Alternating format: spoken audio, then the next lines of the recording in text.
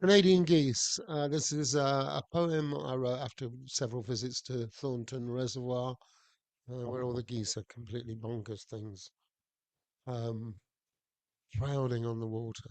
Canadian geese. In V-shaped groups of eights or nines, or single file in twos or threes, they surge, dart-like, their necks craning, thrust forward, low, over Thornton water, heading for the early morning gathering, the breakfast seminar, where they crash, startled, into the grey and icy waters, massing in their thousands, honking, walloping, yelping even, sometimes even barking, a cacophony of sonic hooray Henrys booming out their symphony of bellowing, resonating and echoing o'er the glassy surface of the lake, resounding round its shoreline, growing ever louder, deafening, maddening, disturbing, coming to a huge crescendo as more and more of these mad geese fly in and gather, join the choir. Then, as if there was an order from their forming ranks and legions, mighty squadrons and huge battalions confer and work together, form up and gather, and then take off from runways in the water. Forming these, they fly together, up and over, up and up and over, and perfectly they synchronize together. Slicing through the turbulence, they sever like some giant cutthroat razor, angled at the center. Round and round they go, a practice run or two. Then as they land, they flutter, then they hover, then they sort of dither, then they splash and plop back on the water. Practice over. What primeval coding ties them to this ritual, tells them all to work together, makes them gather? Now they're off again. The practice done, the waiting over. Now deep within their ranks there comes the order. The squadrons muster. Resolute and organized they gather, form up ranks behind the leader. Like giant planes they cruise across the water. Still they honk and wallop just like they are talking to each other. You go there, you do this, you do that. Change the pace and swap the leader. Move the fit ones to the center. Work the turbulence together. Lookouts, find the feeding waters. And suddenly they're gone. And peace descends on Thornton River water. You can almost hear the ducks, the coots, the moorhens heave a sigh and mutter to each other. Oh, thank God that's over.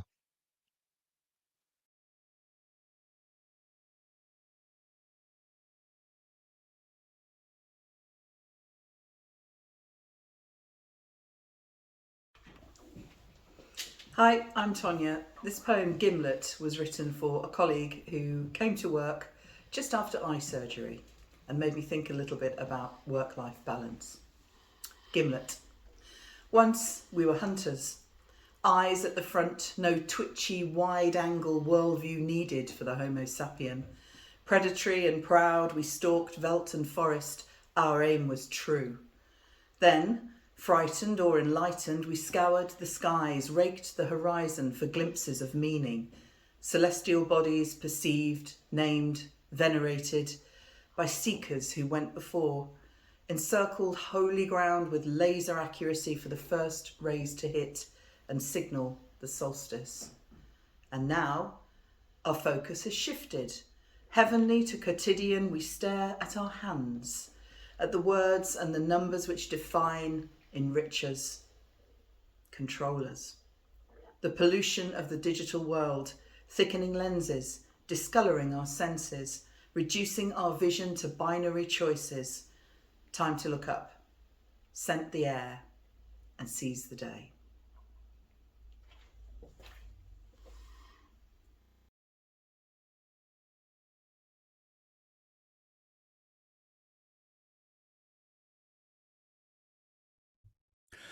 This is a short poem about a boxer called Larry Gaines, who between the wars became a bit of a Leicester legend. He was a Canadian by birth, heavyweight champion of Ontario, but decided to cross over to Europe to further his career. And he lived and trained in Leicester. In Wharf Street area, there was a pub called the Jolly Angler, and apparently he trained in a room above the bar in that pub. It's reckoned that he would have become world heavyweight champion if it hadn't been for the colour bar in operation in that period of boxing history. He beat, during his career, two people who eventually went on to become world champion: Max Schmeling, a German fighter, and Primo Carnera, an Italian fighter. I was contacted by his great grandson Michael Gaines because I wrote a song called Clean Break, which is on our Legends project about the life of Larry Gaines. And Michael is leading a campaign to get a statue for Larry, probably in Nelson Mandela Park, which is close to where Granby Halls used to be, where he won the Empire title. And I'll put the link to that campaign at the end of the poem. So, Leicester legend Larry Gaines. His biography, The Impossible Dream, has just gone into reprint. Now, folk in Leicester have become well used to knowing sporting success, and in that period between the wars there was certainly some of this. A boxer who was called Larry Gaines, though Canadian by birth, came to live in Leicester, and there to prove his worth. He won himself many titles, put many an opponent down, including 2 world champions, but he'd never get to win that crown. Because his skin was colour black, the powers that be declared that he couldn't fight for the world heavyweight crown, where only white men could succeed. In Wharf Street he trained very hard, and all his mettle showed when he won the Empire title down the Welford Road. With an open-top bus tour he made his victory parade, became a local hero, and history was made. But it still left a bitter taste that he was to be deprived of that golden opportunity to fight for that biggest prize. As a local hero he fits the bill and passes all the tests, and so we'll celebrate his life. A Leicester legend, up with the best.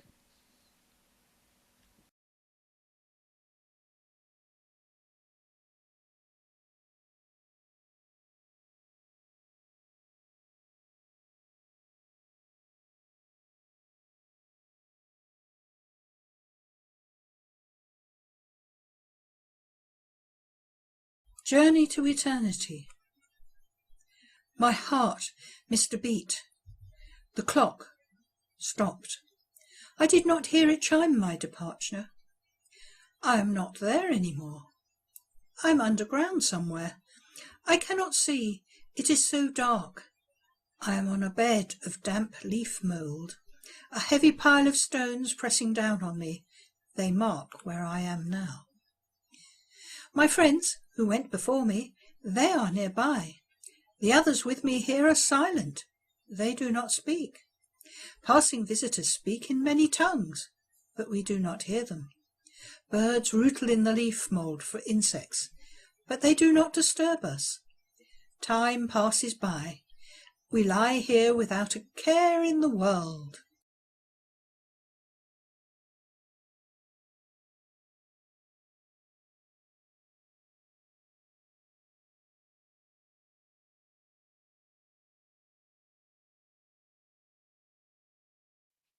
Poem called We Are Swift.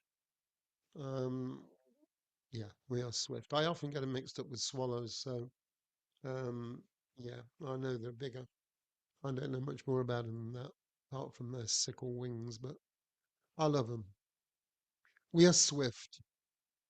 We are swift, beings of the air, almost permanently flying.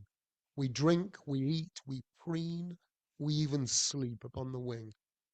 In April, from Angola and the Congo, in our millions we fly, epic and perilous migrations, over deserts and over oceans, skimming on our sickle wings to Europe, where we feed and fatten on insect hatchings in your warm, moist air. From May we mate and nest in nooks and crannies high above the hedgerows. Then in August we fly once more, back o'er seas and mountains, back from whence we came. We are swift.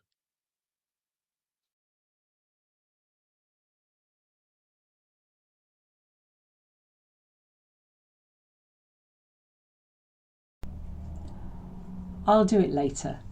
By me, Vivian Richardson. I'll do it later. Honestly, it must be done today. I made a promise to myself. From that I will not stray.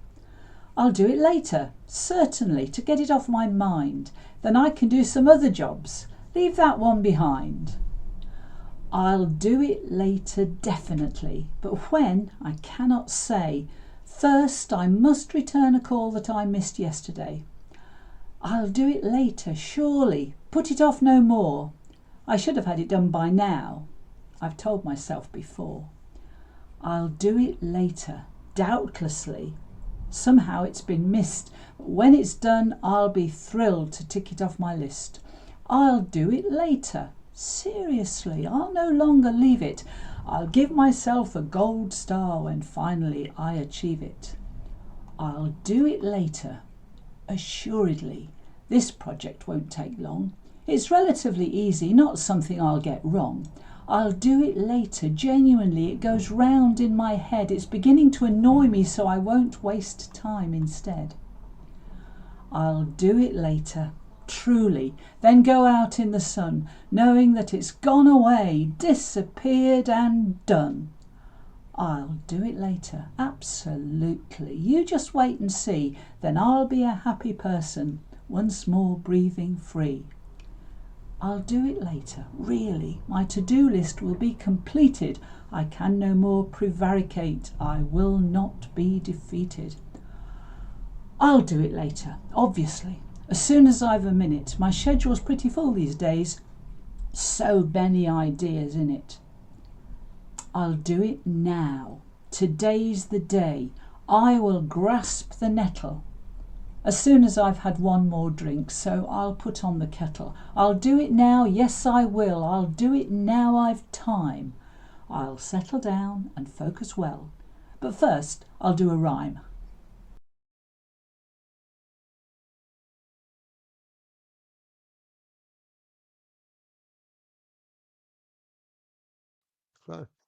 Right, this is Julius Caesar. I've been trying to reduce the classics of late, and this is my attempt at making Shakespeare a little bit more appealing.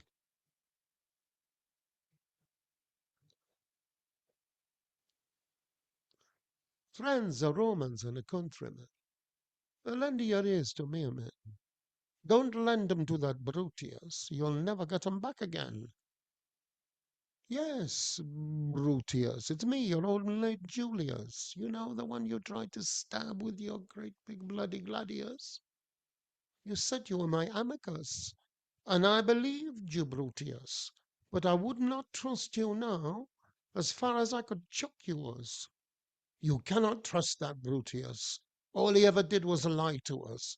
If I weren't dead, I'd kick his great big bloody Maximus bloody glutinous. That soothsayer was right. Beware the Ides of March. I should have got a takeaway and stayed in with the wife.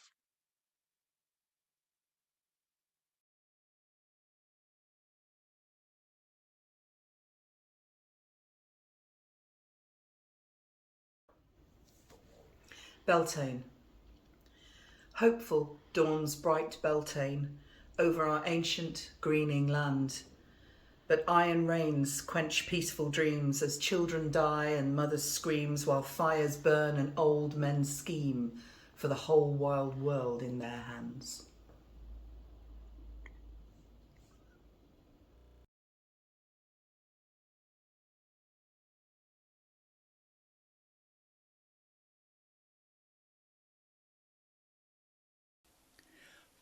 "What a clever little chap I am," said the zippy little man, "with this clever little gadget I'm holding in my hand. I'd like to tell the world at large being Einstein is a doddle. It does all my thinking for me, and I got the latest model. Well, let me tell you something. You're way off beam, old son. Your smartphone just enables you more stupid to become. So do everyone a favour and just once for a change, switch off your clever gadget and start to use your brain."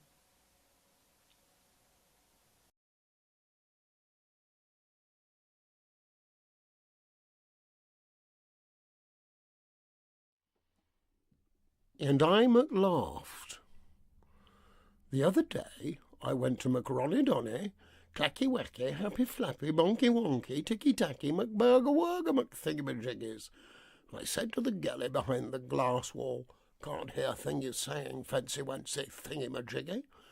Could I have two McClacky Wappy, Happy Flappy, Bonky Wonky, Ticky Tacky, McCheesy Wheezy, McBurger Wurgers, McPleasy Wheezy?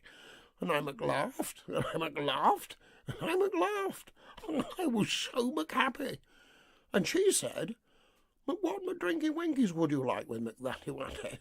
I said, I like some Clacky Wacky, Happy Flappy, Bonky Wonky, Ticky Tacky, McDrinky Winkies, McPleasy Wheezy. I laughed, and I laughed, and I laughed. I was so happy. And she said, what McSaucy Warsies would you like with McThatty Watty? I said, I'd like some Clacky Wacky, Happy Flappy, Bonky Wonky, Ticky Tacky, McSaucy Warsy, McPotty Watties, McPleasy Wheezy. And I laughed, I laughed, I was so happy. And she said, to take away McHappy, I said, McPleasy Wheezy. And she said, go and see the galley behind the glass wall, can't hear a thing you're saying, fancy wancy McThingamajiggy.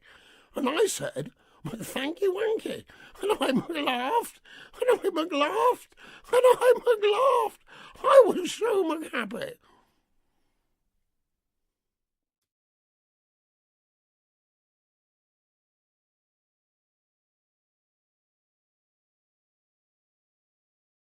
This is a poem written in 2019, inspired by the beautiful willow sculptures for my friend Nita Rao up at the Beacon.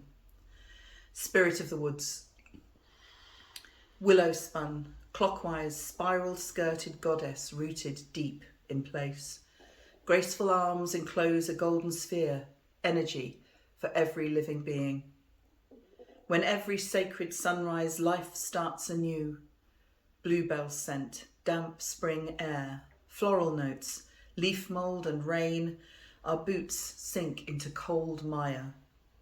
But above our heads thrums the yellow globe, vibrant against forest brown. Feminine, forceful, powerful, protective, we pass her reluctantly, the spirit of the woods.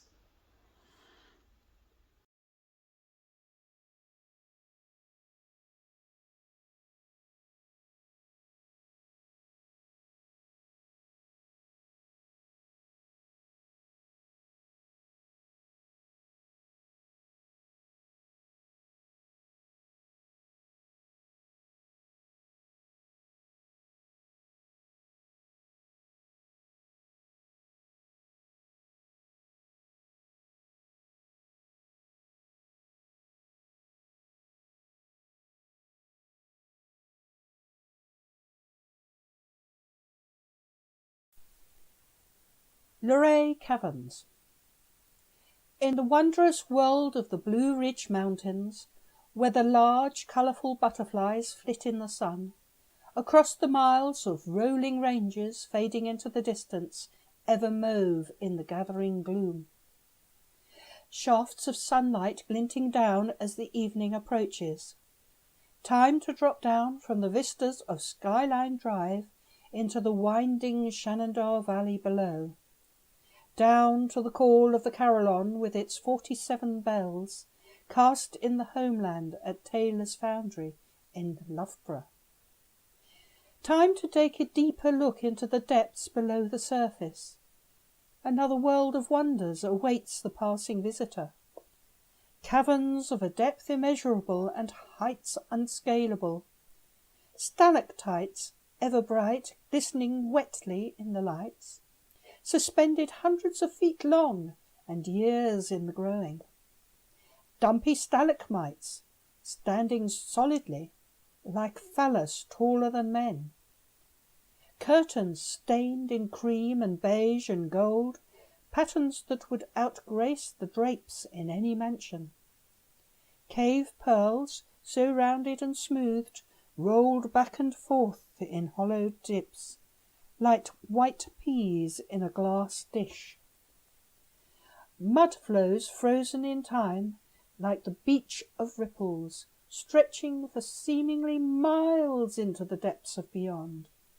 Tall statues of men and of beasts, and busts and faces to be seen everywhere, vying for appreciation and imagination. An old man with a beard here, a wedding cake there, poached eggs almost begging to be eaten, with their bulging, glowing, golden centres sitting on a glazed porcelain plate. Pools of still water acting as mirrors, reflecting a surrealistic scene or lunar landscape in miniature. Hollow straws like heliotypes curl like pig's tails as they defy gravity. From the silent pools to the giant cathedrals of sound, where stalactites have been tuned to be played, and echo eerily through the vaulted cavern. And so to resurface to the stark world of tourist tat and the man-made machines in the Motor Museum.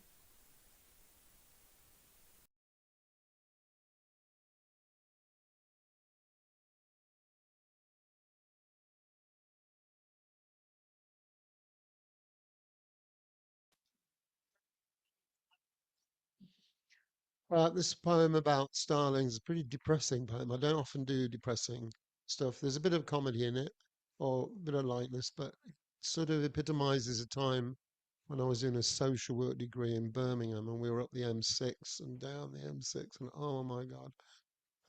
And lots of things happened. My dad died, and everything was not very good. Starlings. I'm depressed. Doing a social work degree at Perry Bar. Stressed. Winter in the 80s. My dad dead. I pass his grave on the train through Nuneaton. Stare out the window into the rain. In Birmingham, the starlings gather on the town hall in their millions. A cloak of colour slithering as they settle, then rearrange. I remember a similar gathering in Abbey Park some years before. They tried to shoo 'em off, the shit disturbing. Getting off their trees, they said. I doubted that. My mind conjuring a parabola of their flying, a three-dimensional wave of intellect and of intuition, a pituitary of glandular cohesion. Surely this miracle alone would justify a bit of shit cleaning. Pondering these thoughts, I stand all alone on the station, waiting for the next train to Perry Bar. The radiance of the starling's colours should enthrall me, lift me up, but it doesn't. Instead, purple daub stains my soul, and the sheer weight of their numbers exacerbates my total isolation. Starlings.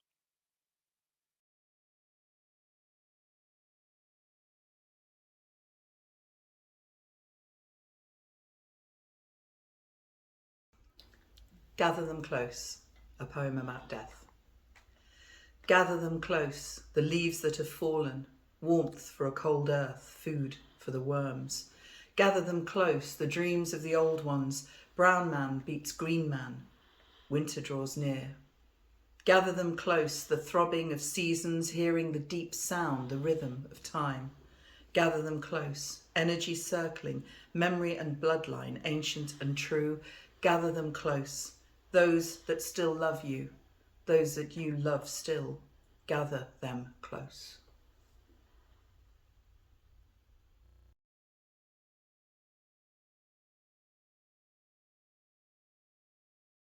And yeah, this is a poem called Pike and confirms the fact that I'm not really a vegetarian, although I say I am. Then I say I'm a vegetarian and vegan between meals. I'm trying hard to be, or did do for a while. I seem to have lost that battle. But anyway, here's a confession. Pike. One lucky last cast on the Aaron Calder, and Pikey took my spinner. A contest deep and mighty then ensued, as deep into the depths he plunged, and bent my straining rod, and stretched my squealing twine. On and on the battle raged, with leaps and divings, feints and twists, till finally old Pikey was spent. Exhausted, he yielded to the final winching of my groaning reel. and slipped into the shallows, where in the windings of my landing net I sealed his sorry fate.